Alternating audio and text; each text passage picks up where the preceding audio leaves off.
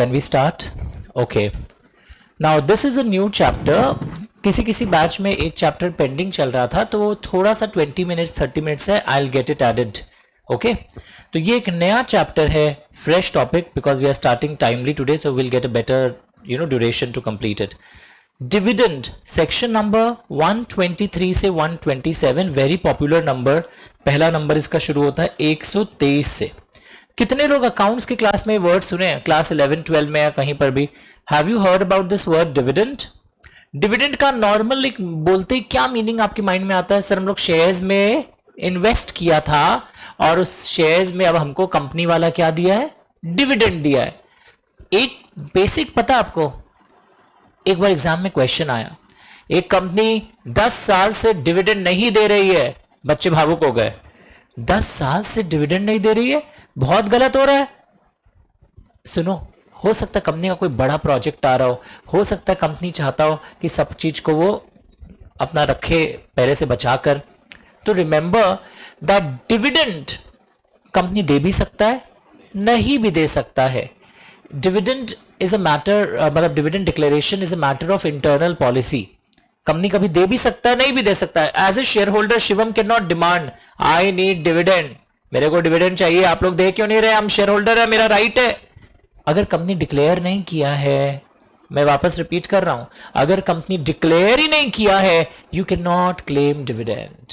ओ, पर अगर company declare कर दे और पे नहीं करे, तो कंपनी की तरफ से पाप हो गया. अब शेयर होल्डर के राइट है मांगना. पर अगर कंपनी डिक्लेयर नहीं कर रही है, बिकॉज उनकी पॉलिसी है कि अभी हम रिजर्व्स बनाएंगे, मुझे आगे प्रोजेक्ट में पैसों की दरकार है, then that's a separate issue. पहले क्लैरिटी आ गई? नाउ दो डिविडेंड, अकाउंट्स क्लास में दो टाइप का डिविडेंड सुना है, जल्दी बताओ. What are the two types of dividend you have heard in accounts class? Interim dividend and final dividend. ये सुना है ना आपने? तो फाइनल डिविडेंड कहां डिक्लेयर होता है? Usually annual general meeting. Final dividend is declared at annual general meeting.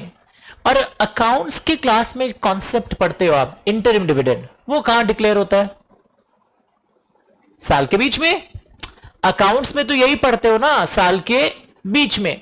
यानी अगर एक साल है, सपोज 2026-27, और अगर मैं बोलूं साल के बीच में है ना, ये 15 जुलाई 2026 को इंटरिम डिविडेंड हुआ है, ऐसा ही सुनते हो ना तुम लोग. यानी कि 26-27 में, साल के बीच में इंटरिम डिविडेंड हुआ है. दिस इज दी क्या बोलते हैं, अकाउंटिंग कॉन्सेप्ट. बट लॉ में क्या पढ़ने वाले हो आज आप? सुन के रख लो अभी से. लॉ में क्या पढ़ोगे? इंटरिम डिविडेंड का टाइम क्या है पता है? एक्चुअली आजकल कंपनीज एक्ट आने के बाद इंटरिम डिविडेंड, ये जो अपने समझते हैं ना कि बस साल के बीच में, इससे कुछ बड़ा कॉन्सेप्ट है लॉ में. क्या? इंटरिम डिविडेंड, ये तो है ही इंटरिम डिविडेंड लॉ में भी. Interim dividend can also be declared after financial year, that is 31/3/2027 and before AGM date. समझ में आ रहा है? 26-27 के एजीएम के पहले भी आप अगर कोई डिविडेंड, इंटरिम डिविडेंड डिक्लेयर करते हैं, तो वो इंटरिम डिविडेंड माना जाएगा.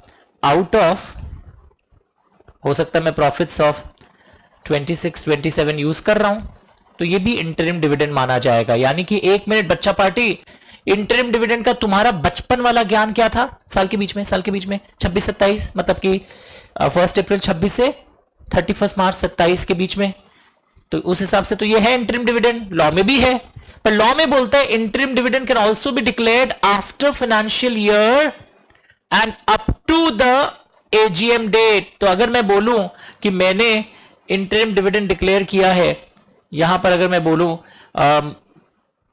15 जुलाई 2027 को, तो that can be interim dividend for 26-27. बताओ कैसे हुआ? क्योंकि लॉ बोल रहा है interim dividend can also be declared after financial year end before AGM date for the year 26-27. Law allow किया है. अकाउंट्स के टीचर्स आपको क्या बोले थे? 26-27 के बीच में कंपनी ने कर दिया होगा, बहुत अच्छा सिनेरियो चल रहा था, इन्वेस्टर्स का कॉन्फिडेंस बढ़ाने के लिए बीच में इंटरिम डिविडेंड कर दिया होगा. वो लॉ में भी होता है. बट लॉ बोल रहा है कि after 31 March and before AGM date, लिखा language, out of profits of 26-27 you are declaring interim dividend for 26-27, तो 15 जुलाई 27 को इंटरिम डिविडेंड डिक्लेयर हो सकता है। आपको लगेगा नहीं सर कैसे होगा ना, साल तो खत्म हो गया, 26-27 साल के बीच में होना चाहिए। तो इसको कॉपी कर लो अच्छे से।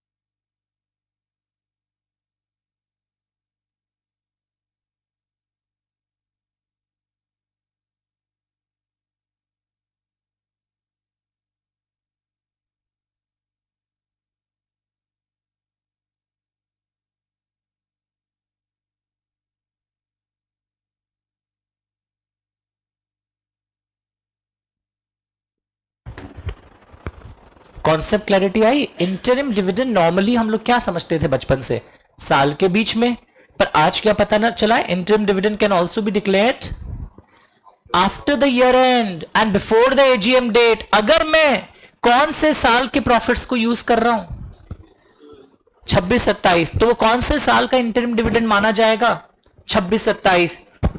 हम इतना एम्फसाइज क्यों कर रहा है पता है, जोर क्यों दे रहा है पता है, एग्जाम में आया 15 जुलाई 27 को, 15 जुलाई 27 को हम इंटरिम डिविडेंड डिक्लेयर किया, और पता है कौन सा प्रॉफिट्स यूज किया, कौन सा सर, अप्रैल से लेकर जून वाला प्रॉफिट्स यूज किया, तब वो इंटरिम डिविडेंड 27-28 का माना जाएगा।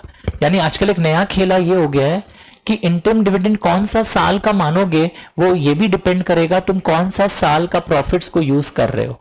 अगर हम 26-27 के प्रॉफिट्स को यूज कर रहे हैं तो चाहे वो 27 के बाद हुआ और एजीएम के पहले हुआ तो 26-27 का इंटरिम डिविडेंड माना जाएगा।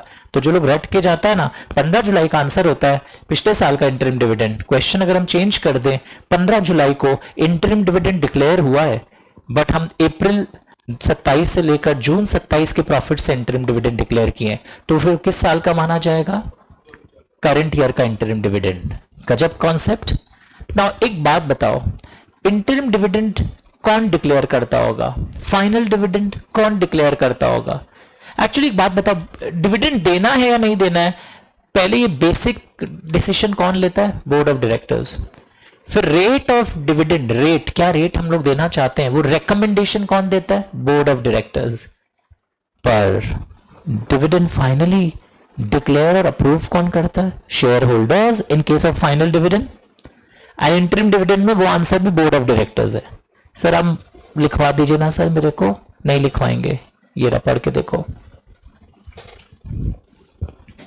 Interim dividend it is recommended by board, rate दोनों जगह रेट इज रिकमेंडेड। तो एक चीज भी क्लैरिटी है, देखो इधर देखो, इंक अलग लगाओगे, यहां पर डिक्लेयर्ड एट बोर्ड मीटिंग है, यहां पर डिक्लेयर्ड एट, फर्क समझ रहे हो आप, पक्का ना एवरीवन। अच्छा एक बात बताओ, बोर्ड अगर 11% रेट रेकमेंड किया है तो डिक्लेयर कितना होगा, 11 या 10, कम हो सकता है, पर बोर्ड अगर 11 किया है तो क्या एजीएम में आप 14% कर सकते हैं, नहीं कर सकते हैं। आप मेरी बात समझ रहे हैं, बोर्ड अगर 11 किया है तो आप उसके ऊपर, आप नीचे भले ही जा सकते हो। तो हम लोग क्या ना मिल मिलकर साथ साथ में पढ़ते जा रहे हैं। तो इंटरिम एंड फाइनल डिविडेंड का कॉन्सेप्ट पहले क्लियर हुआ पूरे बैच को।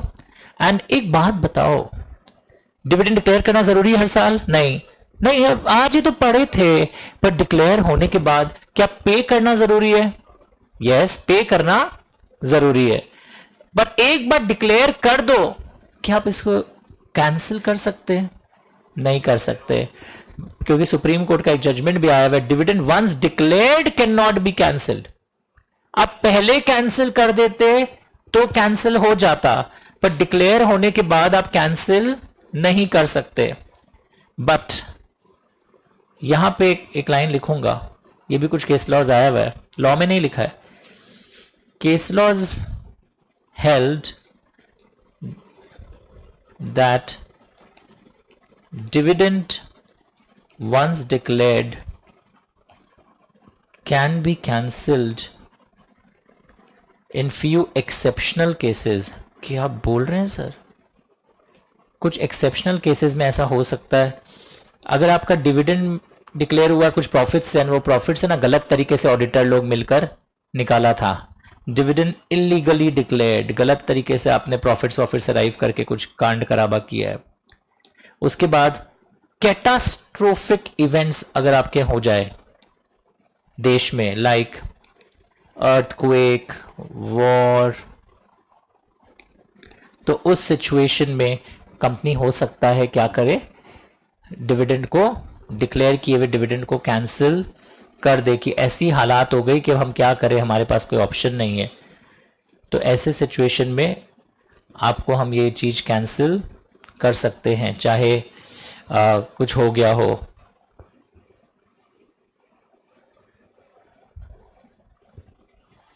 ओके, इन सच केसेस कॉरिजेंडम मतलब समझते हो, सॉरी स्टेटमेंट न्यूज़पेपर में कंपनी को रिलीज करना पड़ता है। कॉरिजेंडम डबल आर था।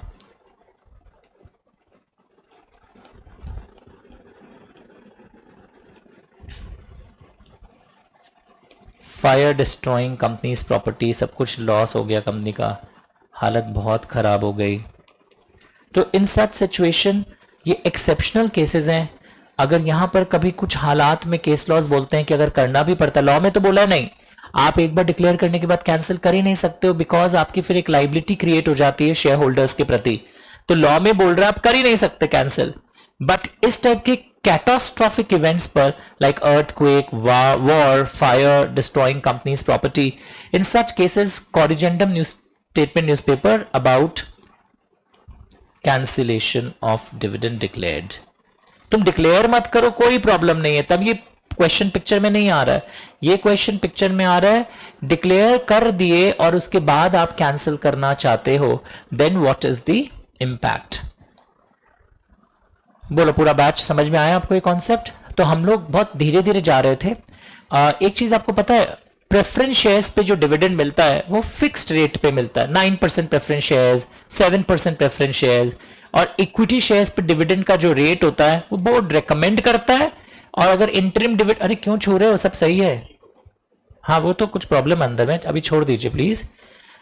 तो ऐसे सिचुएशन में याद रखिएगा कि interim dividend and final dividend, ये जो आप वर्ड देख रहे हो, you have to read the question paper carefully. अच्छा, ये जो दोनों डिविडेंड के लिए, interim as well as final dividend, that once declared it can be cancelled. Is it okay? आगे बढ़ते हैं, ठीक है। अब हम लोग क्या देखने वाले हैं, सेक्शन नंबर बहुत फेमस है, वापस अपने पास कमांड लाओ। This is section 123। तो सारा बैकग्राउंड पहले हमारा कंप्लीट हो गया। अब what is 123? Sources out of which dividend can be paid.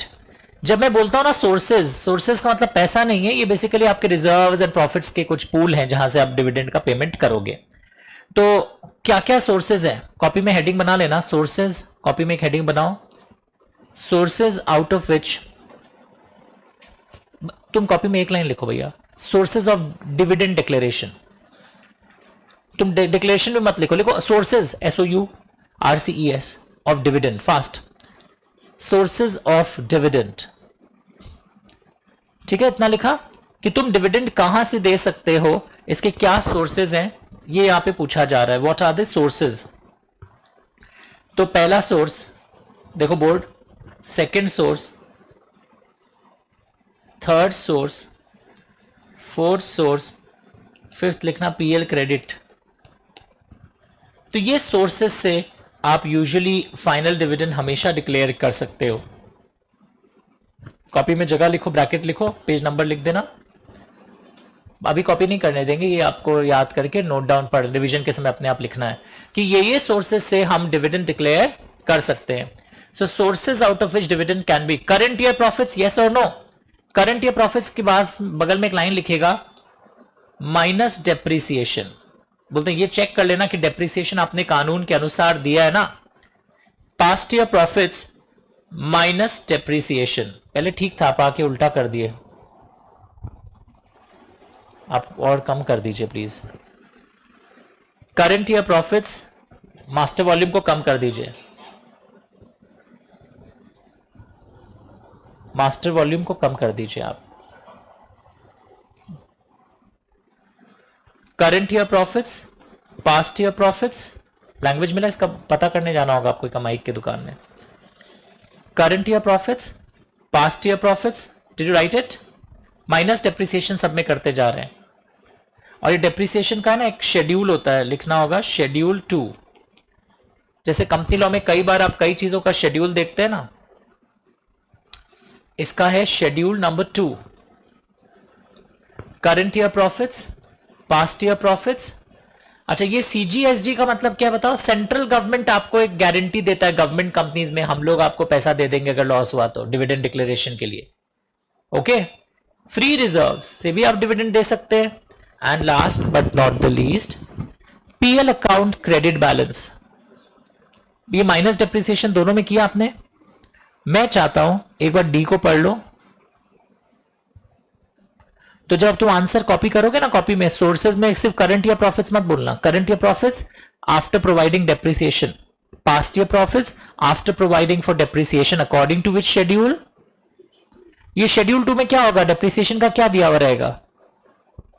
Rates नहीं, यूजफुल लाइफ दिया रहता है। अकाउंट्स टीचर से सुना होगा, कंपनी लॉ में ना रेट्स नहीं दिया हुआ है, यूजफुल लाइफ दिया रहता है, जिसके अनुसार फिर तुम अपोर्शन करते हो कॉस्ट को। तो शेड्यूल 2 में यूजफुल लाइफ इज गिवन। तो ये सब पता होना चाहिए, एमसीक्यू में आपको वरना मतलब फंसा सकता है। तो क्या क्या सोर्स से आप डिविडेंड दे सकते हो, ये लैंग्वेज मिला आपको पांचों। अब सुनो मेरी बात, ध्यान से सुनना। Did you right all of these? Now ये पढ़ा आपने? अगर गवर्नमेंट वाला पॉइंट एक पढ़ो, गारंटी गवर्नमेंट देता है in case of government companies. तो आपको बड़ा पैराग्राफ पढ़ना ही नहीं अब घर जाके, अगर आप ये नोट्स को उतार ले रहे हो, you don't have to read the big paragraph.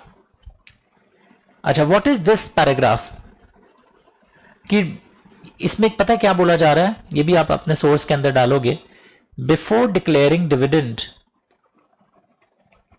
DIV, एक चीज और आपको करना है, adjustment. Adjust unabsorbed losses, unabsorbed depreciation, unabsorbed losses, unabsorbed depreciation। पढ़ के देखो,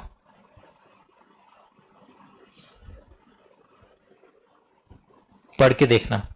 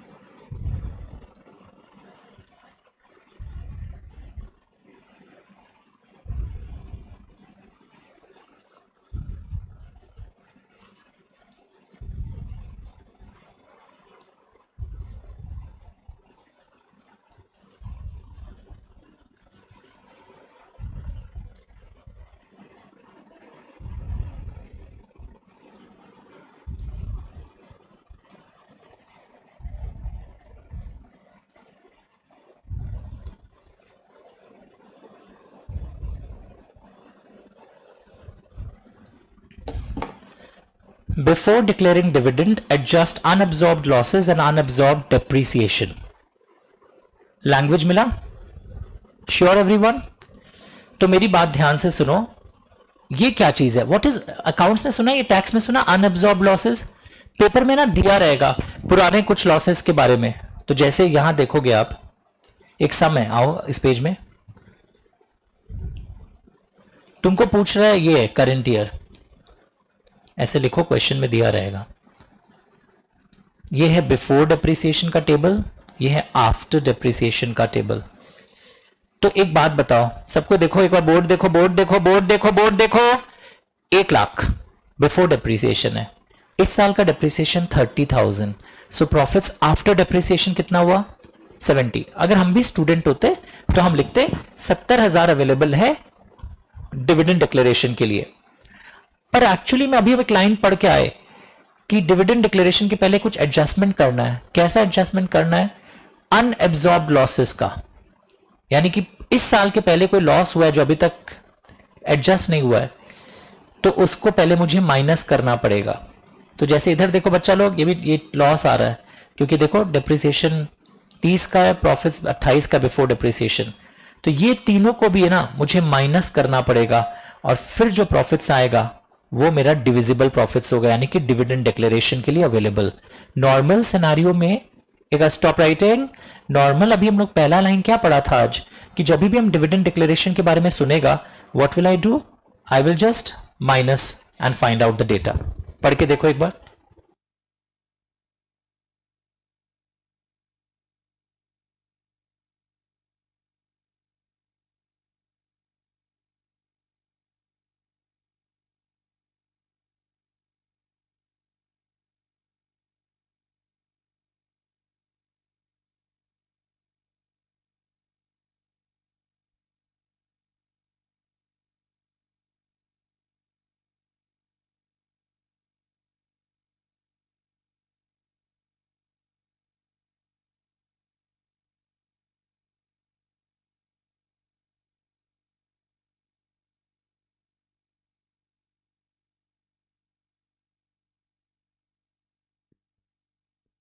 हिंदी में समझाता हूं, इधर देखो करंट ईयर लिखा, हिंदी में वापस सुनो। नॉर्मली अगर हम भी स्टूडेंट होगा तो हम इस पहला लाइन को पढ़ के क्या बोलेगा? हाँ हाँ, करंट ईयर प्रॉफिट से डेप्रिसिएशन माइनस करके तो दिखाना है ना। हाँ दिखाते हैं, तो 1,00,000 है बिफोर डेप्रिसिएशन, हाँ तो 70,000 अवेलेबल, आप बोल कर लीजिए आप लोगों को क्या करना है, कितना देना है। पर लॉ बोलता है, ये जो लाइन नया लाइन आया ना, इस before declaring dividend out of profits adjust unabsorbed losses and unabsorbed depreciation. तो ये कहां से निकला? पुराने साल के जो लॉसेज है ना वो भी माइनस करोगे इस वाले से, एडजस्टमेंट के लिए, कि मतलब तुम्हारा प्रॉफिट्स घट नहीं रहा है, पर डिविडेंड तुम अपर कैप लग जाएगा 3,000 रुपया का तुम्हारा, इसमें से दे सकते हो। इजी हो गया, बहुत बेबी स्पून फीडिंग कर दिया। हाँ हाँ, तो क्वेश्चन में जैसा दिया रहेगा वैसा पुराने सालों के सारे अनअब्जॉर्ब लॉसेस माइनस करने पड़ेंगे, तब तुम ये करंट ईयर प्रॉफिट से दे सकते हो।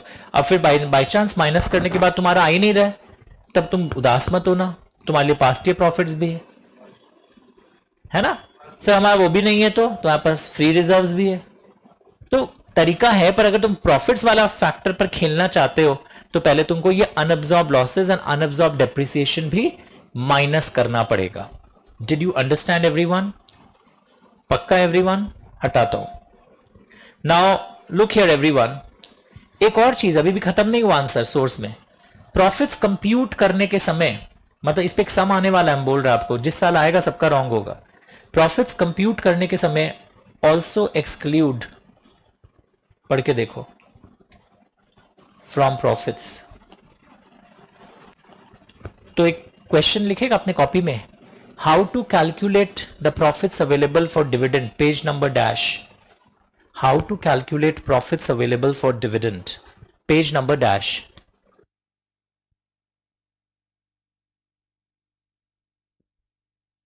How to calculate profits available for dividend, page number dash. कि प्रॉफिट्स को आप कैसे कैलकुलेट करेंगे डिविडेंड के लिए, ये पेज नंबर से हम लोग निकलेगा। तो ये वर्ड पढ़ के देखो, तो ये इसमें से क्या क्या निकला देखो, ये पूरा आंसर सुनो। ये ब्रैकेट्स किया है तुम लोग, कई लोग बहुत स्लो चलते हो। देखो ये ब्रैकेट हुआ, पहला ये ब्रैकेट, ये पैराग्राफ आप हटा सकते थे, ये ब्रैकेट। अब मेरा नेक्स्ट ब्रैकेट एक्सक्लूड करना है मुझे, ये चीज। ये अकाउंट्स क्लास में सुना है नोशनल गेन? नहीं सुना अकाउंट्स क्लास में? पढ़ाई छोड़ दो। Notional gain, unrealised gain, revaluation reserve सुने हो? ये सबसे जो प्रॉफिट रिजर्व होता है, असली रिजर्व थोड़ी होता है वो तो। रिवैल्यूएशन रिजर्व कोई काम का, हमारा कोई काम का नहीं है। या ये सब पढ़ोगे इंड एस में भी, तो ये 3-4 आइटम अकाउंट्स क्लास में होने के बाद और क्लैरिटी आ जाएगी। तो एग्जाम में ना ये पूरे 6 मार्क्स का सम आएगा जहां आपको ये दोनों एडजस्टमेंट इंप्लीमेंट करके निकालना पड़ेगा। ये एमसीक्यू दे देगा, एमसीक्यू में नोशनल गेन रिवैल्यूएशन से इतना चेंजेस आया मेरा कैरिंग वैल्यू ऑफ एसेट पर, लाइबिलिटी एट फेयर वैल्यू, ये सब माइनस करोगे प्रॉफिट से, तब जो तुम्हारा होगा तब वो माना जाएगा। In computing this shall be excluded, profits को निकालने के समय माइनस कर देना। हुआ brackets?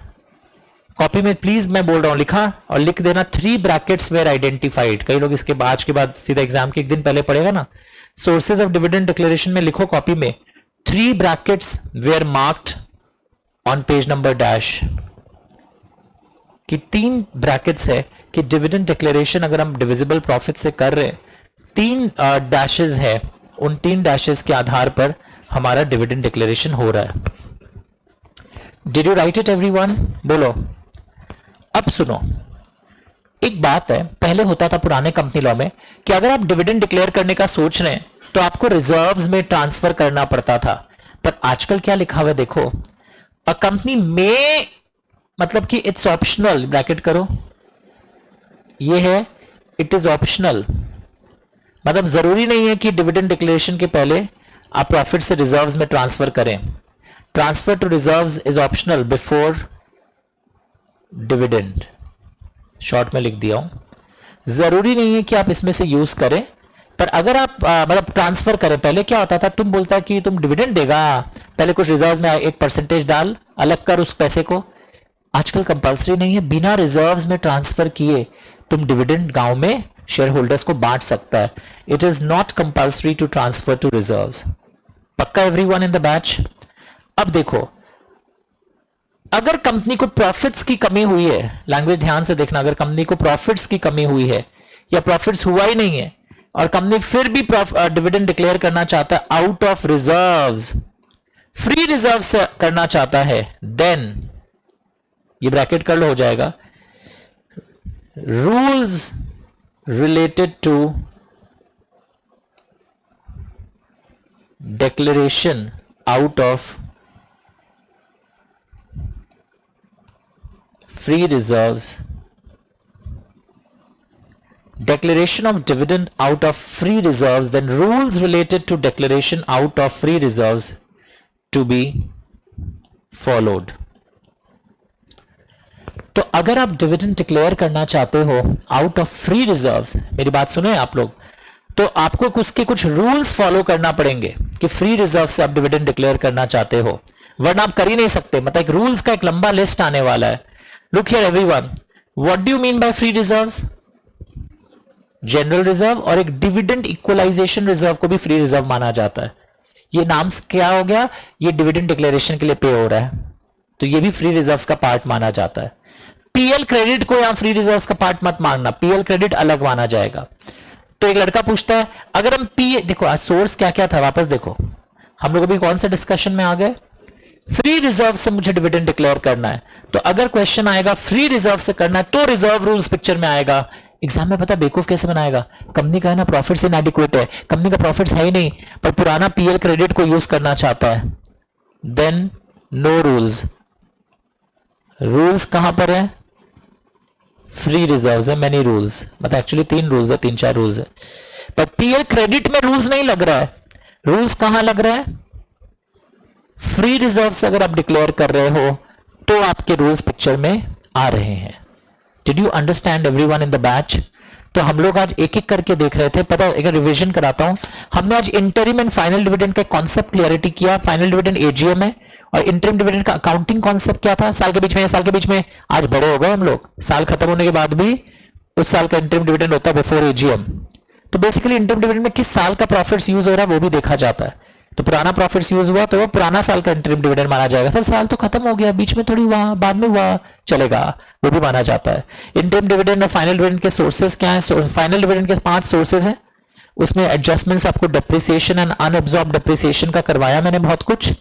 Then I also discuss with you profits calculate करने के, प्रॉफिट्स में से ये सब भी माइनस कर देना, अनरियलाइज्ड गेन्स, नोशनल गेन्स, दिखा आपको।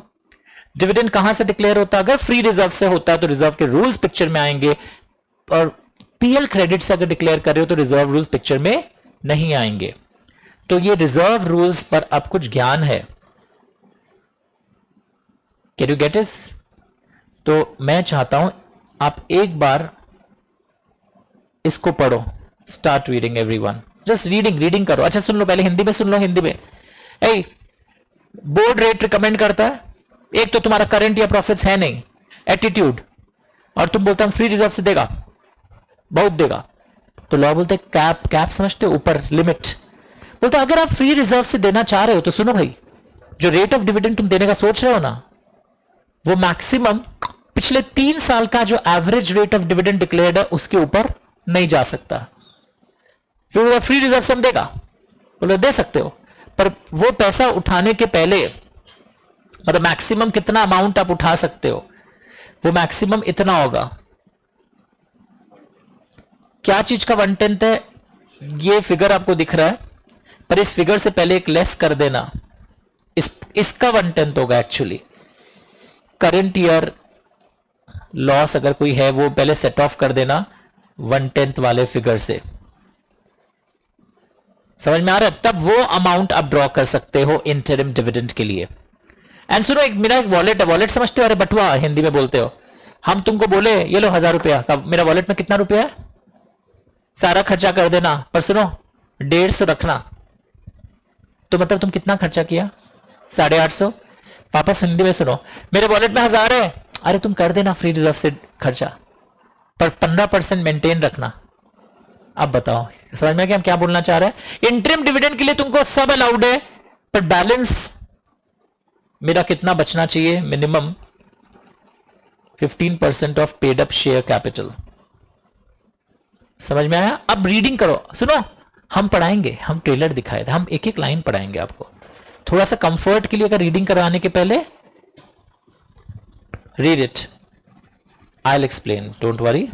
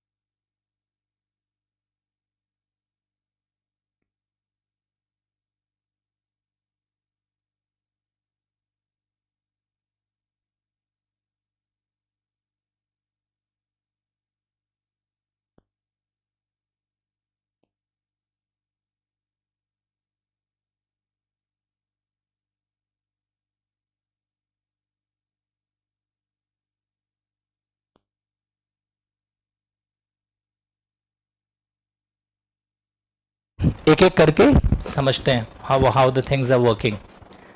थोड़ा समझ में आया क्या था? पहला क्या था देखो, बहुत इजी कर देता हूं। कहां गया? मैक्सिमम रेट लास्ट 3 इयर्स का रेट है, ठीक है। अब ये क्या लैंग्वेज लिखा है? प्रोवाइडेड। प्रोवाइडेड मतलब क्या होता है? जो रेगुलर आते हैं एक्सेप्शन। तो इसका क्या मतलब है कि अगर कोई कंपनी 0.000% डिविडेंड डिक्लेयर की है तो वहां पे नो रेस्ट्रिक्शन, तो वो कुछ भी अपना इस साल डिविडेंड फ्री रिजर्व से कर सकती है। अगर कोई कंपनी 12, 0 एंड 2% की है पिछले 3 सालों में, तब वहां पर क्या होगा बताइए? ऐड करके डिवाइड बाय 3 कर दोगे। Did you understand? एक सेकेंड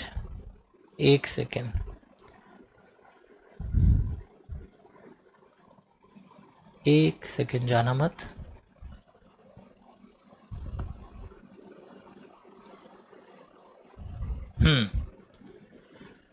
पक्का? अरे कहां चला गया? हाँ ठीक है। तो ये रेस्ट्रिक्शन कब अप्लाई नहीं करेगा? अगर तीनों सालों में मेरा क्या हुआ है 0.000, तब हम इस बार फ्री है। पर तुम सोच रहे हो कि एक भी साल अगर मेरा 0 हो जाएगा तब हम कुछ भी दे दें इस साल, वो नहीं चलेगा। 3 साल का एवरेज वाला बात समझ गया? अब देखो कितना पैसा हम खर्चा कर सकते हैं फ्रॉम फ्री रिजर्व्स, कि फ्रॉम मैक्सिमम अमाउंट है, ऊपर था rate, maximum amount from FR, अगर इजी लैंग्वेज बोले। और जानबूझ के एग्जाम में बेवकूफ कैसे बनाएगा? सुनो, पीएल क्रेडिट बैलेंस से डिविडेंड का क्वेश्चन दिखाएगा, 3 साल का एवरेज रेट देगा तुम, ताकि वो लॉलीपॉप लटका दिया तुम आओ आराम खाने के लिए, मरने के लिए, कोई रेस्ट्रिक्शन नहीं है। तो maximum amount from free reserves कितना हो सकता है? 1/10। क्या चीज का 1/10 है? Paid up share capital. अच्छा, जब कुछ लिखा नहीं रहता तो इक्विटी प्रेफरेंस दोनों आएगा, एंड फ्री रिजर्व्स। इसमें डिविडेंड इक्वलाइजेशन रिजर्व भी आता है, याद आया ना? अभी थोड़ी देर पहले पढ़े थे। बोलते हैं वो, आप मैथ्स तो आते ही होगा, 10% मैक्सिमम अमाउंट हम ड्रॉ कर सकते हैं फ्री रिजर्व से। पर ये भी ड्रॉ करने के पहले उसमें से माइनस कर देना। सिर्फ क्या माइनस करने बोल रहा है? इजी कर दिया, करंट ईयर लॉस को। नहीं सर, आप सुबह बोला था ना सारा अनअब्जॉर्ब लॉस, अनअब्जॉर्ब डेप्रिसिएशन, वो तो मैं प्रॉफिट से करने बोला था। फ्री रिजर्व से जब डिविडेंड डिक्लेरेशन की बात आ रही है तो एडजस्टमेंट समझ में आ रहा है क्या हो रहा है? लिखा? तुम लोग लिखा?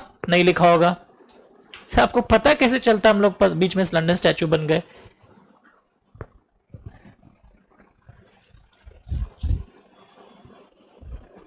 लिख लो। अब इस पे एक सम करवाऊंगा तो क्लैरिटी आ जाएगी। Start writing.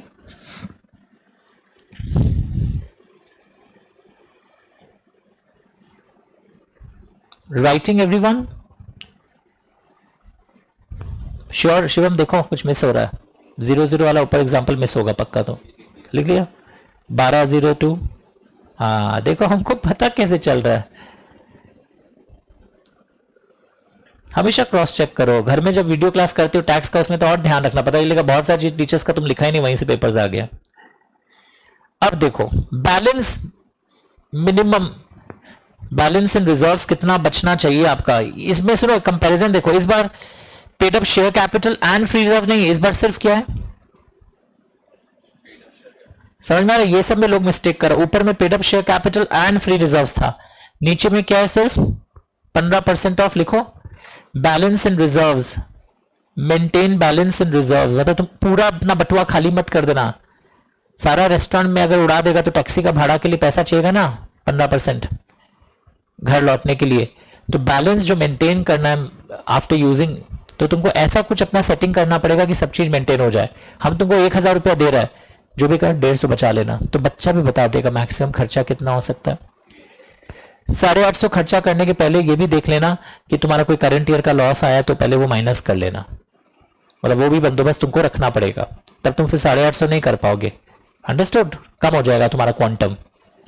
तो ये जो पूरा ज्ञान है ये पता है किसको नहीं अप्लाई करेगा? लिखा है these rules do not apply to a government company if entire paid up share capital is held by government. 100% government company, इसका लॉजिक क्या है? सुनना है एक लॉजिक। तुम बताओ 100% गवर्नमेंट कंपनी में शेयर होल्डर कौन है? गवर्नमेंट खुद है। गवर्नमेंट कंपनी में आपको पता है ऐसे कितना धांधलीबाजी होता है।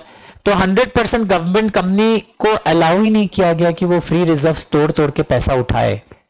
मेरी बात समझ में आ रहा है? इस लाइन का मतलब क्या लिखना? 100% एमसीए का ये वो है, 100% government company can not use free reserves. Logic क्या किया है गवर्नमेंट? अच्छा ही लॉजिक दिया है कि उनके पास तो ऑलरेडी सारा होल्डिंग गवर्नमेंट के पास ही है, तो फ्री रिजर्व्स को तोड़ेंगे नहीं और इस रूल्स का फायदा उठा के डिविडेंड डिक्लेरेशन में फ्री रिजर्व्स 100% गवर्नमेंट कंपनी नहीं कर सकता। अगर मैं बोलता 55% गवर्नमेंट कंपनी यानी कुछ आम जनता के पास भी शेयर्स है, तब हम दिलवाते फ्री रिजर्व से भी। अरे गवर्नमेंट को क्या दरकार है, ऐसे तो उन लोग जगह जगह उनको हर चीज का प्रिविलेज मिलता है। तो गवर्नमेंट कंपनी में 100% गवर्नमेंट कंपनी में सारे शेयर्स किसके पास है? गवर्नमेंट। तो गवर्नमेंट बोलते आप मत लीजिए, आप ऐसे तो कंपनी की हालत खराब है, आप फ्री रिजर्व को और मत तोड़िए और डिविडेंड मत लीजिए। 100% government company can not use free reserve for dividend declaration. और सबसे इंपॉर्टेंट लाइन पता है क्या है? कॉपी में लिखना, reserve rules do not apply if final dividend is declared out of PL credit. इस पे 3 मार्क्स का केस स्टडी आ गया। सब लोग कैलकुलेशन दिखा के आए, घर आके पता चला 1 मार्क का लाइन था। Reserve rules do not apply if final dividend is declared out of PL credit. Reserve rules do not apply. Copy में अच्छे से लिखो, बॉक्स बना के, गवर्नमेंट कंपनी वाला लाइन भी। तुमको एग्जाम में पूछेगा what will be your answer if it is 100% government company, तो 100% गवर्नमेंट कंपनी इसको यूज ही नहीं कर सकती, उनको ये रिजर्व रूल्स अलाउड नहीं होगा। What will be your answer if it is 100% government company? What will be your answer if it is 100% government company? And reserve rules 100% government company can will not declare। Logic मैंने दे दिया, सारे तो share holders government है, तो उन लोग ये फिर बना था रूल्स कि उन लोग के लिए फ्री रिजर्व मत तोड़िए कंपनी का। पक्का? Interesting, heavy.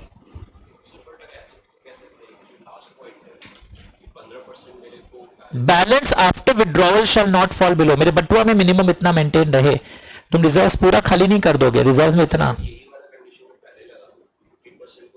हाँ, वो जैसे भी करो, तो अब वो एक ही बात है, पर उसमें फिर तुमको ये भी चेक करना होगा मैक्सिमम तुम कितना यूज कर सकते हो। Basically lower of the 3 will be available. जब इस स्टेप के 3 चीजें आती है ना, तो जो सबसे स्ट्रिक्ट रिक्वायरमेंट है वो अगर कंप्लाई करते हो तो ऑटोमेटिकली सारे रिक्वायरमेंट कंप्लाई हो जाते हैं। तो आइए इस पे सम कर लेते हैं। चलो इस सम को बनाओ, आंसर भी दिया हुआ है पर पहले खुद फिगर देखना। रुको 1 सेकेंड। हाँ, क्वेश्चन 1 पे आ जाओ।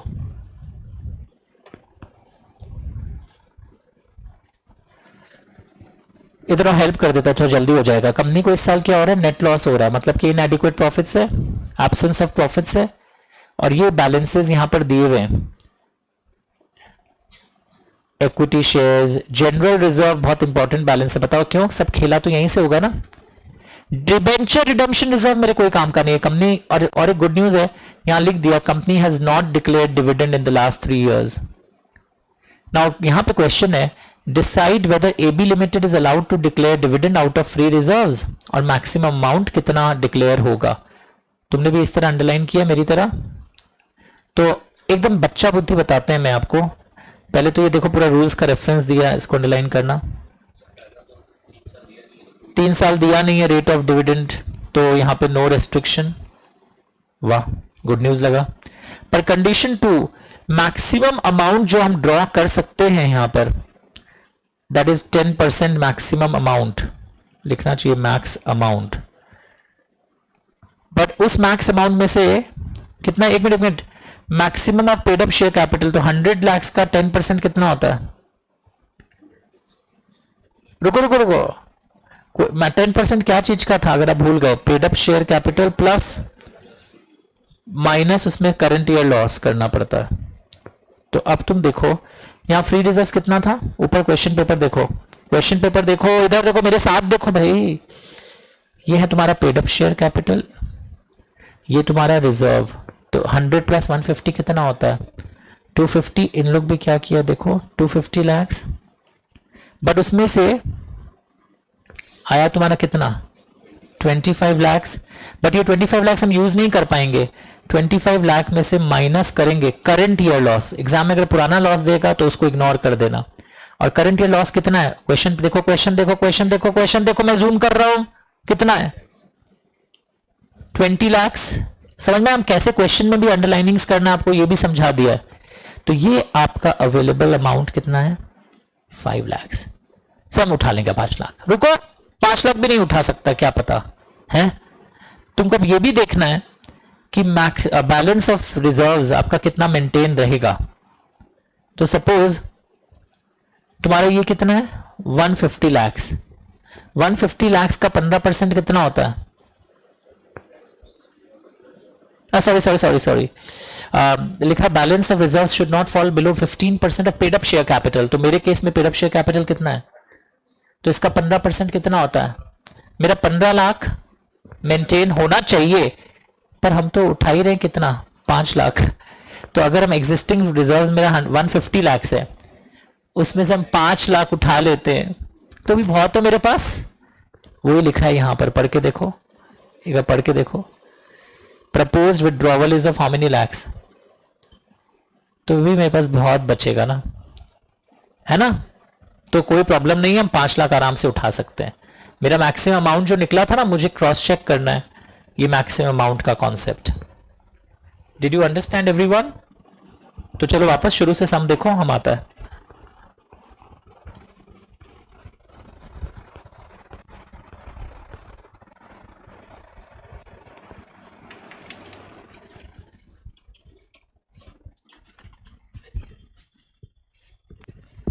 बैठ गए गाड़ी में? रितिका चाची का फोन आया था क्या, समझा दिए थे? अच्छा क्या बोल रही थी, कोई amount he,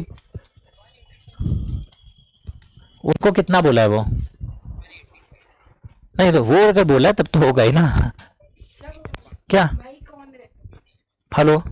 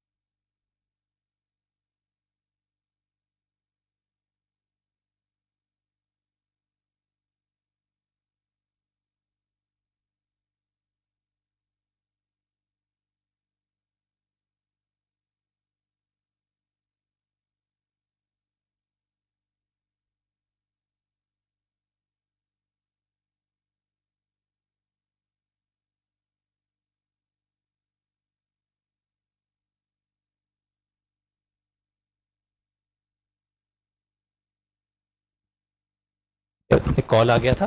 now look here, सो हाँ वो इसीलिए वो रूपल दी मेरे को बताई। So look at the screens, यहां पर condition number 4, did you get the words? अच्छा एक बात बताओ, इसमें पहला ये चीज क्लैरिटी, जैसे जब भी ऐसा सम आएगा आपको अप्रोच क्या करना पता है?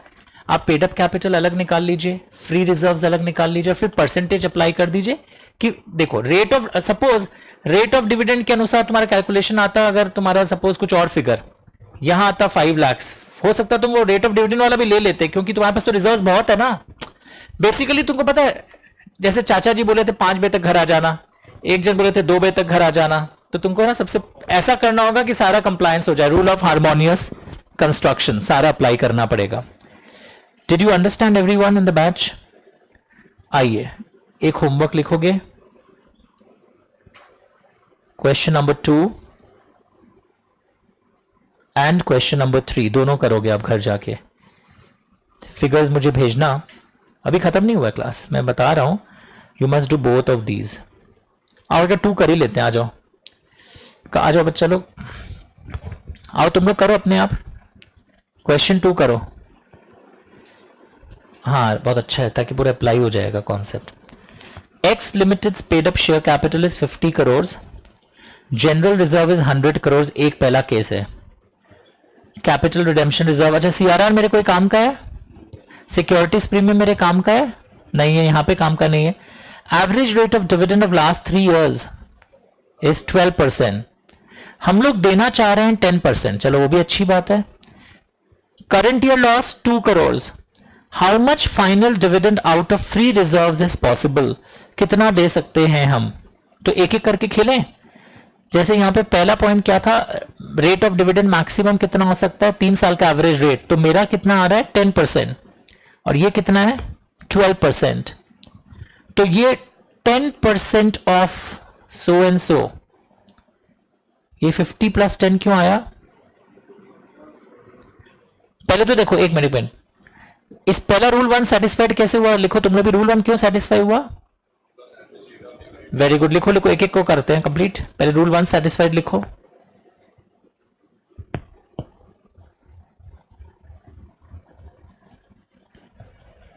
हुआ पूरे बैच का रूल 1 सेटिस्फाइड। अब इधर आओ, रूल 2 में आओ। रूल 2 क्या बोल रहा था कि मैक्सिमम अमाउंट, तुम भी कॉपी कर लेना, वो 10% of 50 + 10 that is 6 crore less current year loss. Current year loss क्यों लेस करते थे, अभी रूल पढ़ो ना, मैच कर लो, सेट ऑफ करना होता है ना करंट ईयर लॉस। तो मैक्सिमम अमाउंट जो हम यूज कर सकते हैं वो 6 करोड़ यूज कर सकते हैं, लेस करंट ईयर लॉस। तो मैक्सिमम अमाउंट हम कितना यूज कर सकते हैं, 4 करोड़। हाँ या ना, पक्का everyone. Maximum amount is how much, 4 crore. पर आगे देखो इस क्वेश्चन में, अच्छा ये एक मिनट, मैंने 2 क्वेश्चन बनाया रूल 2 के ऊपर। अगर ये 10, पहले जो छपा हुआ क्वेश्चन है उसको देखो, छपा हुआ क्वेश्चन रूल 2 ये है, छपा हुआ क्वेश्चन के अनुसार 13 करोड़ लिखा, 13 करोड़ पूरा batch, 13 crore. Did you right it everyone in the batch, copy कर लो, मैं वेट करता हूं। पर ऑब्लिक देख के 10 करोड़ अगर होता है उसका भी बना के रखा हूं मैं, कुछ कारण है। अब रूल 3 में आओ। रूल 3 में अगर तुम आते हो तो मुझे कितना मेंटेन करना है, 15% of the paid up share capital मुझे मेंटेन करना है। याद है मेरे वॉलेट में कम से कम कितना पैसा छूट जाए, बोर्ड देखते रहो शिवम, तो बोर्ड नहीं देखता। 15% of paid up share capital कितना है, paid up share capital 50 crore है, उसका 15 करोड़ कितना आ रहा है, 7.5 करोड़। मेरे रिजर्व में कितना है, 100 करोड़ है, बहुत है।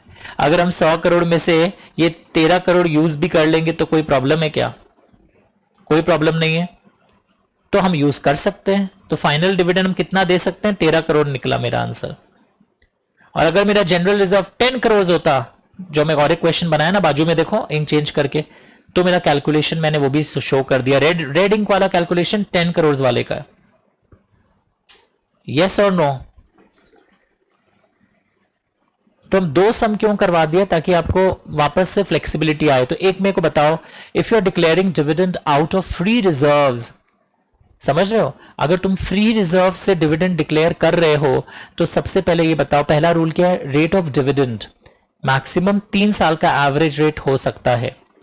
हाँ सर मेरा रूल 1 सेटिस्फाई हो गया, एवरेज रेट 12 आ रहा था, हम 10 दे रहे हैं।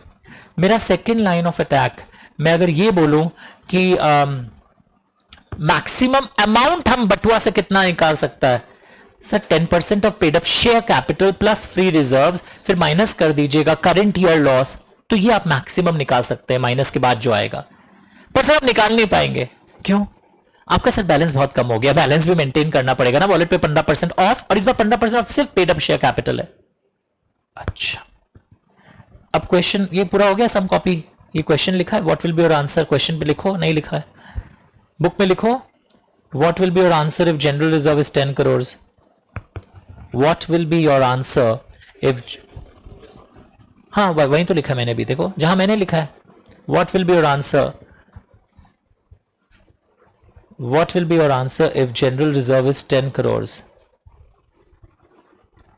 What will be your answer if general reserve is 10 crore,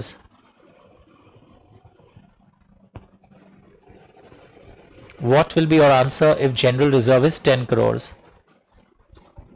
मिला?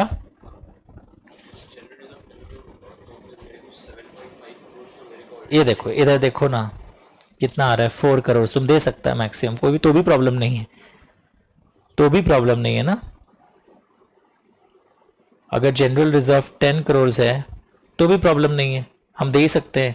कितना दे सकते हैं, 4 करोड़ दे पाएंगे तब हम। कितना दे पाएंगे? हाँ तब हाँ यस यस यस, तब थिंग्स विल चेंज। अगर जनरल रिजर्व 10 करोड़ है तब मेरा ये अपर कैप कितना आ रहा है? 4 करोड़ आ रहा है। बट हम 4 करोड़ नहीं दे पाएंगे। क्यों नहीं दे पाएंगे? क्योंकि हमको 7.5 मेंटेन करना है। तो उस केस में मेरा आंसर क्या हो जाएगा? 2.5 हो जाएगा। नहीं, just a second, general reserve मेरा 10 है, हमको 2.5 करोड़ मेरा आंसर हो जाएगा। तब मेरा आंसर क्या हो जाएगा? 2.5 करोड़। 2.5 करोड़ क्यों हो जाएगा? तो इसे 10 करोड़ वाला क्वेश्चन ज्यादा डेंजरस है। वो वाला तो क्या बस फिगर बैठा 10, इसे तुमको प्रूडेंस यूज करना पड़ रहा है कि तुम्हारा तो जनरल रिजर्व 10 है, तुमको 15% मेंटेन करना है। ये रॉन्ग है आंसर। 15% मेंटेन करना मतलब हाँ ठीक है, पेड अप शेयर कैपिटल का 7.5 करोड़ मेंटेन करना है, तो तुम 4 करोड़ नहीं दे पाएगा। तुम कितना दे सकेगा? 2.5 crore is the answer. Maximum तुम 2.5 करोड़ दे पाएगा। तो 10 करोड़ वाला ही आने का ज्यादा चांस है, क्योंकि इसमें तो प्रूडेंस यूज होगा। बाकी उसमें तो क्या मुथा बुद्धि यूज हो रहा था, फिगर बैठा के निकाल दिया आंसर। इधर में तुम्हारा क्यों? क्योंकि तुम्हारे रेस्ट्रिक्शंस आ रहे हैं थोड़े से। अब तुम इसमें आओ, क्वेश्चन नंबर 3। क्वेश्चन 3 शायद हो गया इनडायरेक्टली। एक सेकेंड, 150 लाख नहीं, करो क्वेश्चन 3 में आओ। तो it was a very good one, 10 crore वाला। क्वेश्चन 3 में आ जाओ।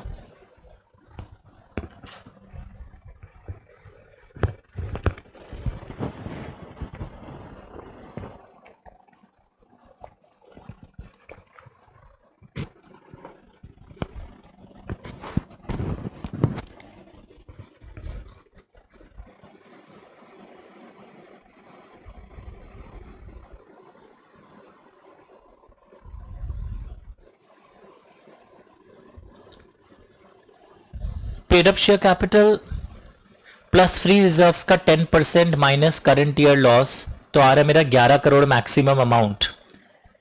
और अगर प्रपोज डिविडेंड मेरा है 10%, क्या चीज का 10% ऑफ 100 करोड़, वो कितना निकला मेरा? 10 करोड़। मतलब 10 करोड़ मेरा खर्चा होगा, हम दे सकते हैं 11 करोड़। और फिर ये भी मेरे को चेक करना है कि मेरा free reserves 15% of paid up share capital यानी 15 करोड़ मेरा मेंटेन रहे। और अभी हमारा फ्री रिजर्व 70 करोड़ है। ओह, तो कोई खास प्रॉब्लम है क्या इसमें? इसमें ये वाला भी इजी है, ये भी एकदम डायरेक्ट टाइप का है। तो 4 सम करवा दिया है, ऊपर 2, ये थर्ड, और एक पहले वाले पेज में 4। तो ये 4 अगर आप कर लेते हो ना, तो एक कॉपी में काम करो। 4 numericals are there on declaration of dividend out of free reserves. Page numbers लिखो। यहां पे 3 एक्चुअली, 2 और 3 में एक्चुअली 3 क्वेश्चन है, क्योंकि 2 में 2 पार्ट्स है।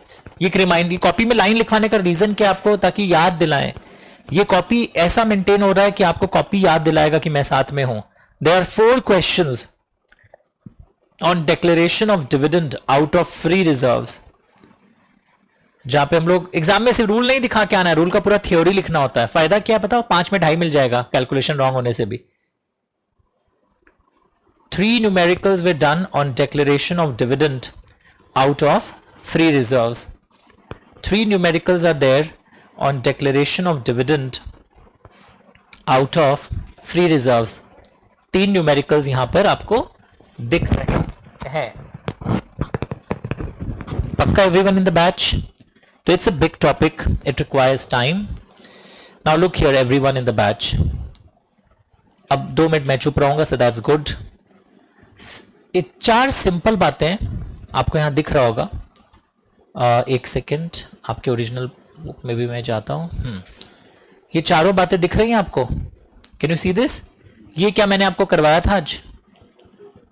पढ़ के देखो। शेड्यूल 2, इसमें रेट नहीं दिया रहता, इसमें यूजफुल लाइफ दिया रहता है। और ये एक सिंपल सा बात है कि जब भी आप डिविडेंड डिक्लेयर करेंगे, कोई भी टाइप का डिविडेंड, वो एक शेड्यूल्ड बैंक, इस पे एमसीक्यू आ जाता है। Nationalise bank, scheduled bank, government bank, scheduled bank में जमा होगा। आरबीआई का एक शेड्यूल होता है, उसमें जिस बैंक का नाम होता है, 5 दिन के अंदर from the date of declaration. But relaxation किसके लिए? Government companies. कौन सा डिपॉजिट वाला? रिजर्व्स में ट्रांसफर करना वो अलग चीज है। अच्छा हुआ पूछ लिया। रिजर्व्स में ट्रांसफर करना ऑप्शनल है, वो रिजर्व्स है, ये बोल रहा है बैंक अकाउंट में पैसा अलग करो, ये कंपलसरी है। अच्छा हुआ पूछ लिया। रिजर्व्स एंड बैंक, रिजर्व्स तो बुक एंट्री होता है, ऐसे भी पता है ना आपको अकाउंट्स में। रिजर्व्स तो एक बुक एंट्री है, ये एक्चुअल में बैंक में डालने बोल रहा है, एक सेपरेट बैंक अकाउंट में, जो और कोई काम के लिए यूज नहीं होगा। इसका लॉजिक क्या है, बिजनेस में कल को घाटा मुनाफा लग जाए तो पैसा डूब ना जाए, तो 5 दिन के अंदर ये पैसा बिल्कुल अलग कर दीजिए। पढ़ के देखिए please. Can you get it everyone? Check करो इसको। रिजर्व्स वाला रूल से कंपेयर मत करना कि आप बोले थे आजकल तो ऑप्शनल है डिविडेंड डिक्लेरेशन के पहले। वो एक मिनट, वो तो था पहले, ये बोल रहा है डिविडेंड डिक्लेरेशन के बाद ट्रांसफर करो सेपरेट बैंक अकाउंट में, 5 दिन के बाद ट्रांसफर करो, यहां पे बोला जा रहा है।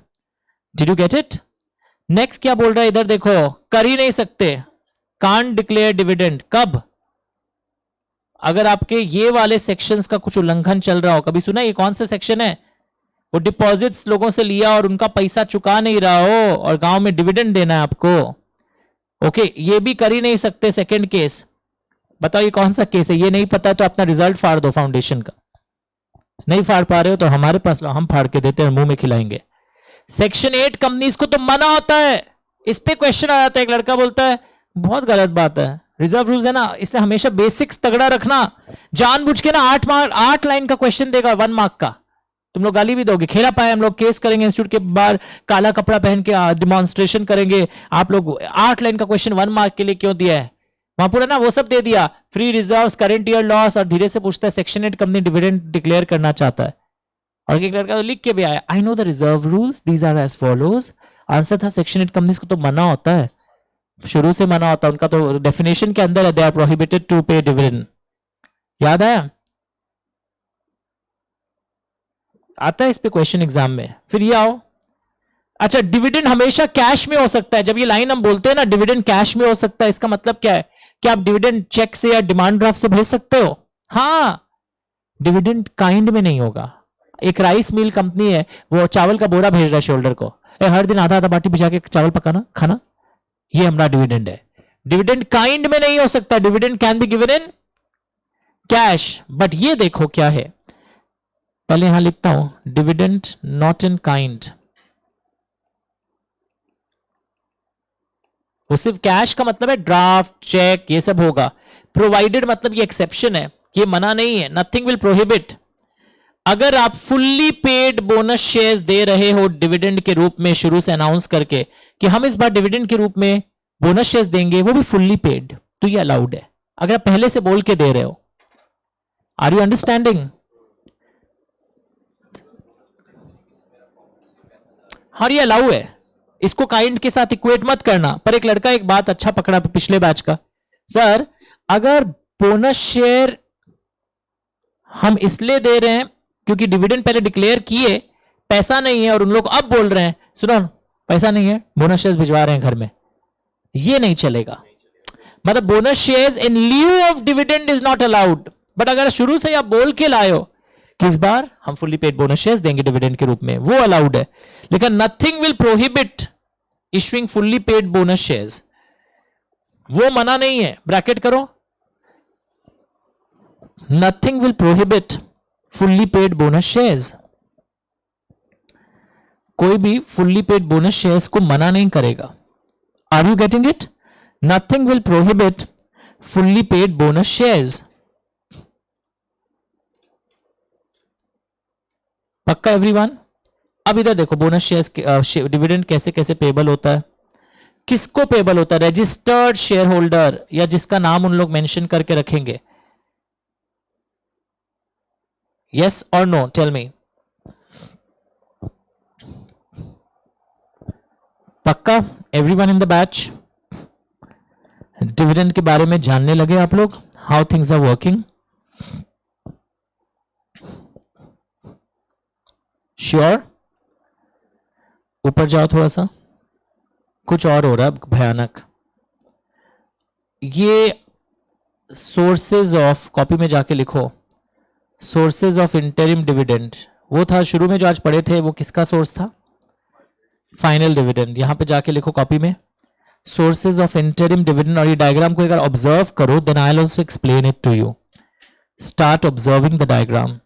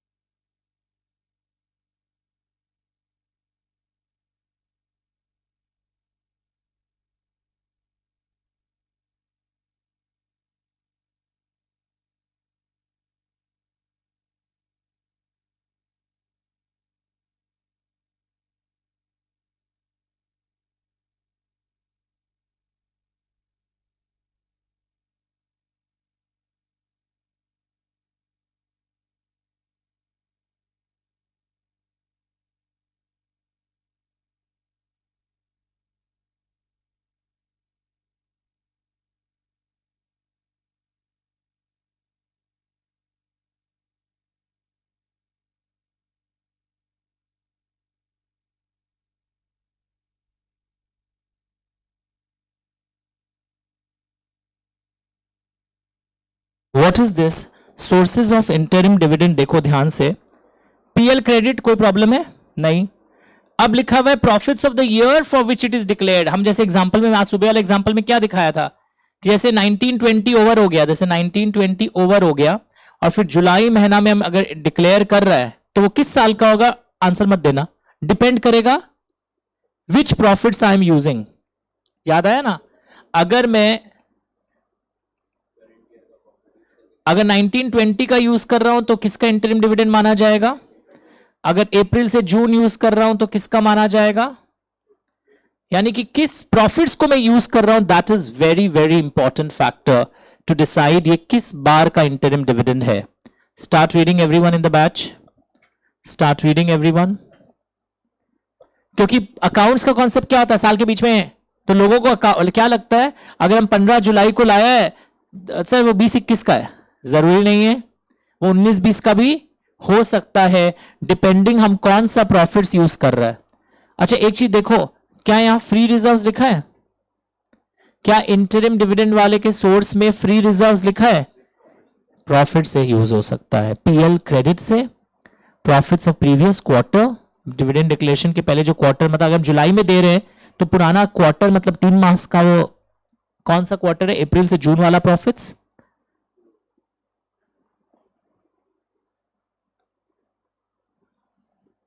और interim dividend actually up to AGM date देखा जाता है. देखो सारे मार्किंग्स आए आपके यहां, देखो एक एक बारीकी देखो ध्यान से.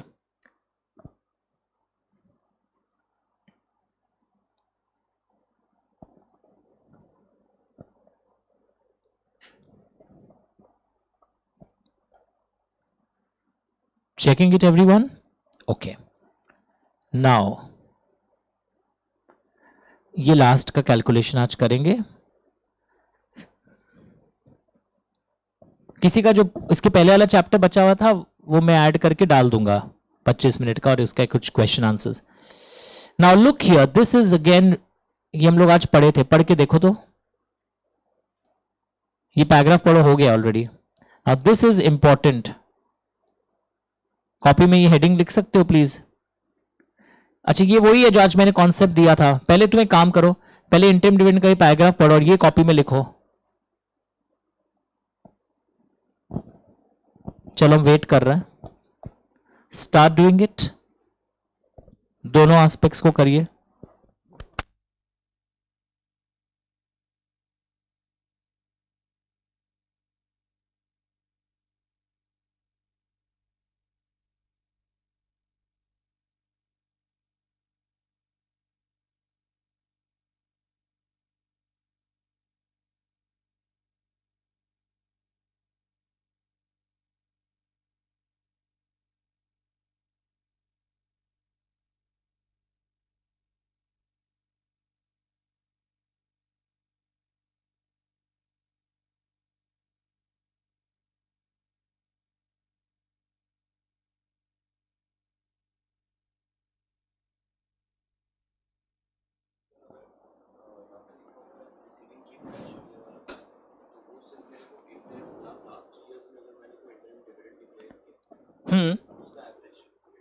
आ रहा, रुको। पहले तो ये पहला लाइन, पहला पहला पैराग्राफ तो सबका हो गया होगा, ये वही है सुबह वाला लाइन। इंटरिम डिविडेंड तुम कितना भी दे सकते हैं, बोर्ड रेट रिकमेंड करेगा, बोर्ड डिक्लेयर भी करेगा। पर यहां बात हो रहा है अगर तुम्हारी कंपनी को लॉस हुआ है, एक मिनट, वो भी कैसा लॉस है, पूरा इंग्लिश देखो, बहुत हार्ड है, मैंने 3 इंक लगाया है, देखो बोर्ड पर। लॉस हमें हुआ है करंट फाइनेंशियल ईयर में, वो इंपॉर्टेंट नहीं है। देखो जो जो क्वार्टर खत्म हो गए हैं डिविडेंड डिक्लेरेशन के पहले, वहां तक लॉस चल रहा हो, तब हम कितना इंटरिम डिविडेंड डिक्लेयर कर सकते हो। एग्जाम में ना क्वेश्चन पेपर में दे देता है लास्ट 3 साल का एवरेज रेट, अगर 2 साल का दिया तो वैसे कर लेना, 2 साल का। Maximum last 3 years average dividend जो आएगा वो हम दे सकते हैं इंटरिम डिविडेंड के रूप में, वरना कोई रेस्ट्रिक्शन नहीं है। जानबूझ के सुनो, एग्जाम में क्या देगा, करंट या प्रॉफिट्स है, फिर भी 3 साल का रेट ऑफ डिविडेंड दे देगा। तो और ह्यूमन टेंडेंसी क्या होगा, 3 साल का रेट दिया है ना, चल एवरेज निकाल। अपर कैप तभी लगता है अगर हमारा क्या हुआ हो, रुको रुको रुको, लॉस का भी लैंग्वेज आप समझो। लॉस कहां तक हुआ है, एंड ऑफ द क्वार्टर। एक मिनट, सिर्फ पुराना क्वार्टर देखने नहीं बोल रहा, हम एग्जांपल देता, इधर देखो, अप्रैल से जून फर्स्ट क्वार्टर 70 लाख प्रॉफिट, जुलाई से सितंबर सेकेंड क्वार्टर 40 लाख का लॉस। तो अब मेरा क्वेश्चन है, इंटरिम डिविडेंड अक्टूबर से नवंबर के महीने में हम कितना दे सकते हैं। लिखा है नो लिमिट। सर कैसे, आपका तो लॉस हुआ था ना, इंग्लिश क्या था, loss up to the end of the quarter. तो 70 लाख फर्स्ट क्वार्टर का प्रॉफिट माइनस 40 लाख, हम तो 30 लाख प्रॉफिट हो रहा है ना हमारा। तो आप समझ में आया 30 लाख प्रॉफिट क्यों हो रहा है।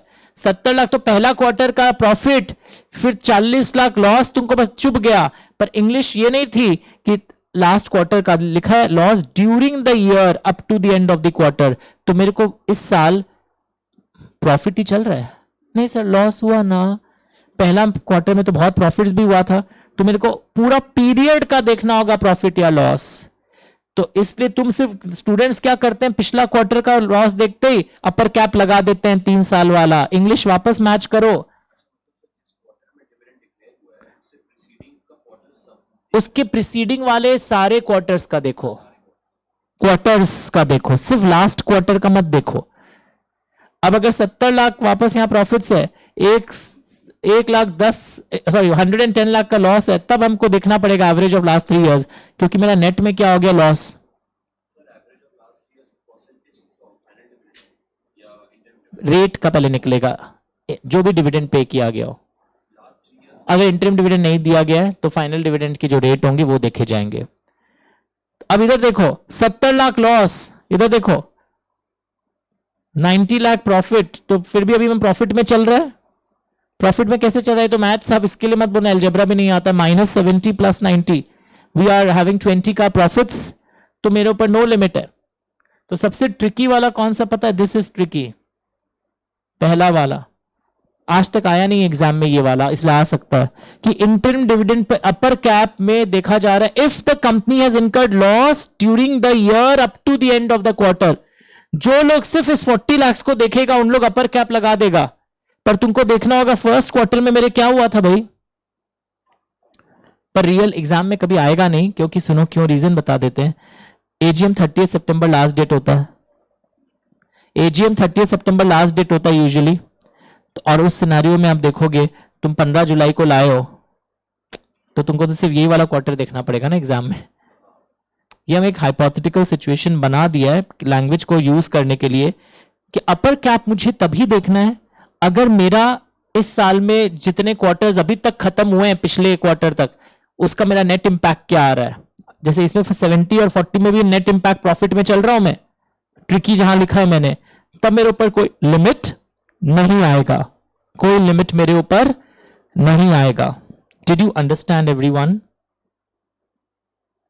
कॉपी किया नहीं किया है, करो।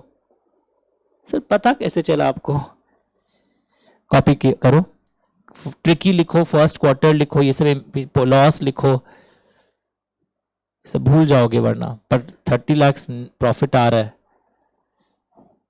मेंटेन करो। Start doing it everyone.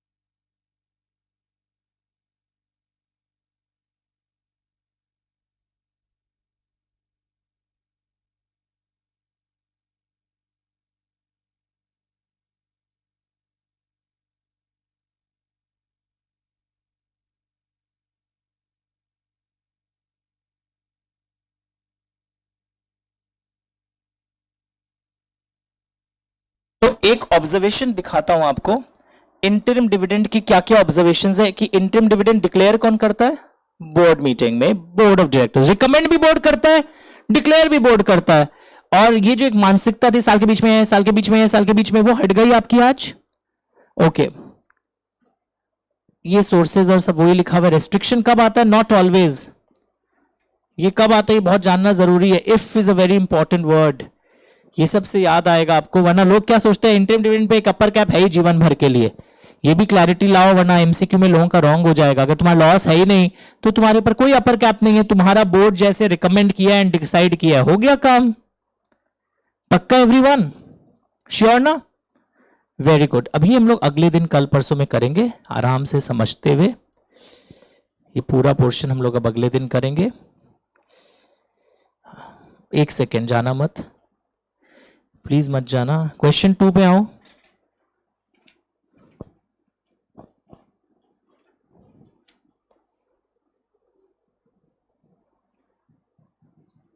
पढ़ के देखो, देखा कुछ कारण है इसमें, आंसर रॉन्ग है एक्चुअली। ये वही है ना, आज पढ़ाया था।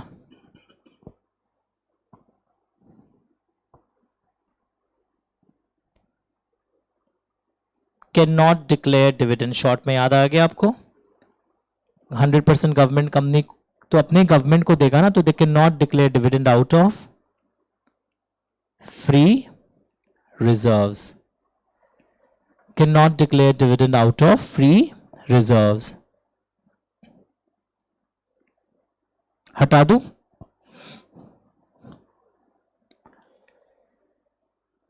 क्वेश्चन 4 हो गया होगा, 5 हो गया, पढ़ के देखो अभी। 4 हुआ आज?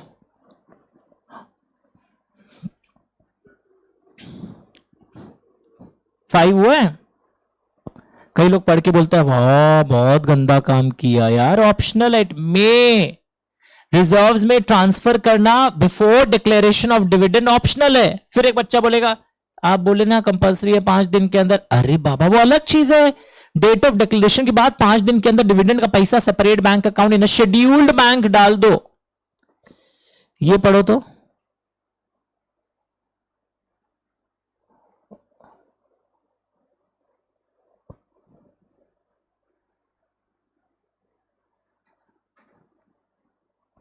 सारे शेयर होल्डर्स बोल दिए, ऑल है डिविडेंड डिक्लेयर करो, बोर्ड बना कर रहा है तो नहीं हो सकता, क्योंकि पहले बोर्ड रेकमेंड करेगा।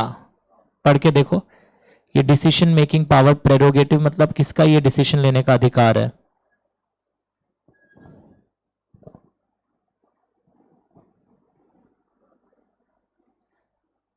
समझो, बेसिक बेसिक अभी हम लोग आज कर रहे हैं।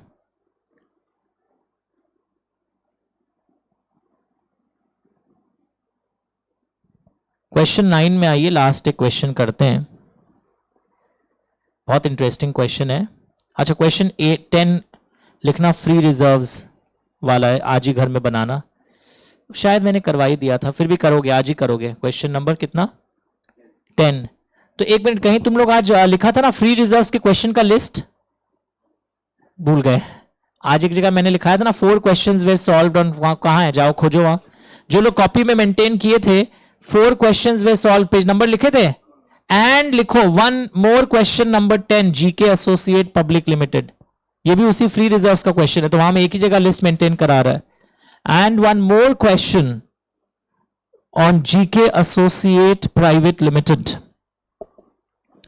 1 more question on GK Associate Private Limited। लिखा सबने? पक्का ना? आइए, this is the last one, question 9 हमारा लास्ट क्वेश्चन आज का। चलिए आ जाओ 9 में आओ बच्चा लोग, एक बार जल्दी से स्टार्ट रीडिंग। एक एम्प्लॉय है, एक्सीडेंट में मर गया। एक्सीडेंट ऑकर्ड जब वो कंपनी के ड्यूटी पे था। उसके पास 100 पार्टली पेड शेयर्स थे। अच्छा, पार्टली पेड का मतलब क्या? कंपनी उससे कुछ पैसा पाता था, है ना? The company has a first and paramount lien on the shares. मैं मतलब समझाऊंगा, ब्रैकेट करो। द बोर्ड ऑफ डायरेक्टर्स बोले आप उसके घर वालों को, वो गुजर गए, हमारे ड्यूटी करते हुए गुजर गए, हम लोग माफ किए, उनसे लियन नहीं लेंगे। क्या बोर्ड ऐसे माफ कर सकता है? एंड क्या जो लियन होता है, क्या उसमें हम क्या उनका डिविडेंड भी काट सकते हैं? अगर वो हमारा पार्टली पेड अप शेयर्स नहीं दिया है तो क्या हम डिविडेंड को भी रोक सकते हैं अगर वो हमारा पैसा ना दे? तो ये तो यस होगा। वो मेरा पैसा नहीं दे रहा है, लियन नॉर्मल सिनेरियो की बात कर रहा हूं, यस इन नॉर्मल सिनेरियो। यहां तो मर गया, माफ कर दिए, वो भी सही है। इसका भी आंसर लिखना यस, कंपनी माफ कर दिया। यस के ह्यूमैनिटेरियन ग्राउंड्स पे कंपनी क्या कर सकता है? नियम दिया है कि आप माफ भी कर सकते हैं। अरे बेचारा शेयर होल्डर आप ही का ड्यूटी करते हुए मर गया और आप उसके घर वालों को बोल रहे हैं पार्टली पेड शेयर्स था, वो फुल्ली पेड अप के पहले फुल्ली क्यों चलट गया, पैसा दो मेरे को। तो ये आप मांग सकते हैं। ओके, गुडविल जेस्चर में आप माफ कर सकते हैं, माफ कर सकते हैं, पर एग्जाम में यस और यस से तो मार्क्स नहीं मिलेगा ना। अब यहां समझो पहले तो ये वर्ड का मतलब क्या है। Can anyone tell me? First and paramount lien. Lien का मतलब है हम जब्त कर लेंगे आपके शेयर्स को अगर आप पैसा नहीं देंगे। सपोज कंपनी के शेयर्स है ना, बैंक को गिरवी दिए हुए। मेरी बात सुनो, कंपनी के शेयर्स किसको गिरवी दिए हुए? ओके, अब इस सिनेरियो में भी अगर कंपनी पैसा नहीं दे, मतलब वो पार्टली पेड अप है, मतलब किसी शेयर होल्डर ने partly paid up shares bank को दिए, पर फर्स्ट लियन किसका होता है? बैंक के पहले भी किसका लियन होता है? कंपनी का। यानी बैंक के पहले कौन मांगेगा? कंपनी मांगेगा। पढ़ के देखो please, start reading.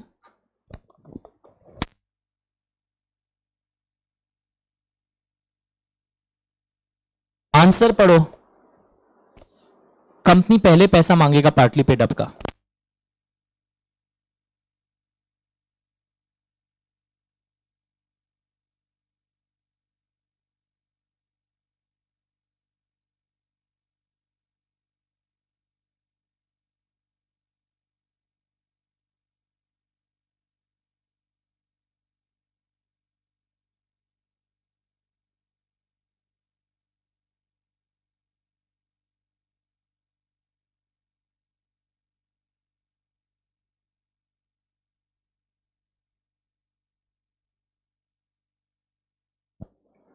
The company has a first lien on the shares, यानी कंपनी का पैसा नहीं दोगे तो कंपनी पहले सबसे पहले अपना वो शेयर्स को रोकेगा, बाद में कोई और का अधिकार आता है। तो लिखा है देखो क्या, articles of association usually power देते हैं लियन का। एंड हमारे कंपनीज एक्ट में एक बहुत फेमस आर्टिकल का वो होता है मॉडल फॉर्मेट, टेबल एफ, सुना है कभी मेरे से पढ़ते वक्त? अंडरलाइन करो। वो एक स्टैंडर्ड क्लॉज है that company has a first lien. सारा वर्ड याद नहीं कर रहा हूं। हाउएवर वाले में आज कंपनी अगर चाहे तो टेबल एफ को हटा भी सकता है, और टेबल एफ को हटाने के लिए मुझे एक्सप्रेसली लिखना पड़ेगा। Okay, and board can any time exempt this from this lien. Board अगर चाहे तो माफ कर सकती है। यहां पे बोर्ड ने माफ क्यों किया बताइए? बोर्ड के पास पावर है कि लियन को रिलीज करने का। यहां बोर्ड ने माफ क्यों किया? गुडविल जेस्चर के कारण कि आपका एम्प्लॉई आप ही का काम करते करते एक्सीडेंट में चापा खाया है, सो बोर्ड इज रिलैक्सिंग। तो इस आंसर को लिखने का तरीका देखो कि yes company has a lien as per table F, company के पास लियन होता है, बट कंपनी चाहे तो टेबल एफ ही हटा दे अपने यहां से। आपको याद है ना, टेबल एफ एक मॉडल फॉर्मेट है। अगर कोई कंपनी टेबल एफ नहीं लगाना चाहती है तो उसे लिखना पड़ेगा हमारे यहां टेबल एफ का ये वाला क्लॉज अप्लाई नहीं हो रहा है। एंड बोर्ड चाहे तो रिलीज कर सकती है। और एक पार्ट तो ये भी था ना कि हम अगर वो मेरा डिविडेंड नहीं देंगे तो हम उसका शेयर रोकेंगे। वापस पढ़ लो शुरू से कि आर्टिकल्स में यूजुअली पावर होता है, क्यों? बिकॉज यूजुअली हर कंपनी को टेबल एफ अप्लाई कर जाता है कि वो अपने पार्टली पेड अप शेयर्स पे कंपनी शेयर होल्डर से शेयर्स टान सकता अगर पैसा नहीं दे। ओके, लियन का मतलब जानते हो ना? अब आपको हम कोई वोटिंग राइट्स और भी एक्सरसाइज नहीं करने देंगे क्योंकि आप मेरा पैसा नहीं दे रहे हो। बट कोई कंपनी चाहे तो आर्टिकल से क्लॉज हटा सकता है, वरना बोर्ड उसको एग्जेम्प्ट कर सकता है। तो यहां हमारा बोर्ड एग्जेम्प्ट कर रहा है, उसके पास पावर है। और डिविडेंड अगर शेयर होल्डर नहीं पे करेगा तो भी हम लियन एक्सरसाइज कर सकते हैं। So this is all for today. एक मिनट, बाकी क्वेश्चंस इसके सब अगले क्लास से रिलेटेड है। एक क्वेश्चन 18 दिख रहा है, ये दिखना इंटरिम डिविडेंड पर बेस्ड है। आज हो गया ना, इसलिए मैं बता रहा था। 18 का रोमन 1, सिर्फ रोमन 1 पे लिखना interim dividend. Only 18 Roman 1 was interim dividend. Only Roman 1 was interim dividend. 23 basic concept की बोर्ड के ऊपर वाले रेट पर हम नहीं दे सकते. 23 नए बुक्स में होगा. बोर्ड के ऊपर वाले रेट पर हम नहीं जा सकते. 23 मिला. बोर्ड के ऊपर वाले रेट पर हम नहीं जा सकते. 25 फ्री रिजर्व. अच्छा, कहीं तुम लोग आज फ्री रिजर्व्स का सम लिखा था? लिस्ट 4 5 6 हो रहा है. लिखो क्वेश्चन 25 भी इस लिस्ट में ऐड करो अगर आपके बुक में है. Question 25, can you right question 25?